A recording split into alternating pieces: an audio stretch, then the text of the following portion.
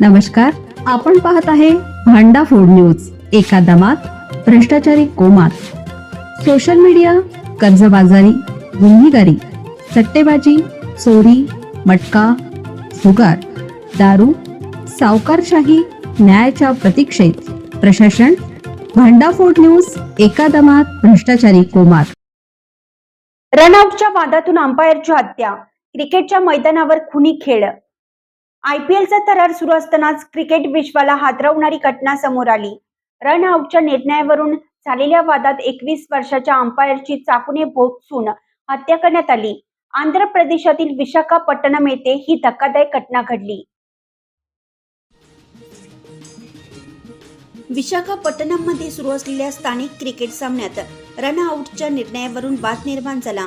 21 वर्षीय अंपायर अजित बाबू आणि त्यांचा सहकारी चिरंजीवी यांनी वाद मिटवण्याचा प्रयत्न केला. मात्र कांता किशोर नावाच्या व्यक्तीने संतापाच्या भरात अंपायर आणि खेळाडूंशी वाद घालत शिवीगाळ सुरू केली.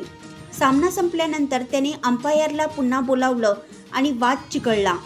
याच दरम्यान आरोपीने चाकू काढून दोन्ही अंपायरवर हल्ला केला. अजित बाबूच्या छातीत चाकू भोकसल्याने तो गंभीर जखमी झाला, तर त्याला वाचवण्यासाठी धावलेल्या चिरंजीवीवरही हल्ला करण्यात आला. जखमींना तातडीनं रुग्णालयात दाखल करण्यात आलं. मात्र अजित बाबूला डॉक्टरांनी मृत घोषित केलं.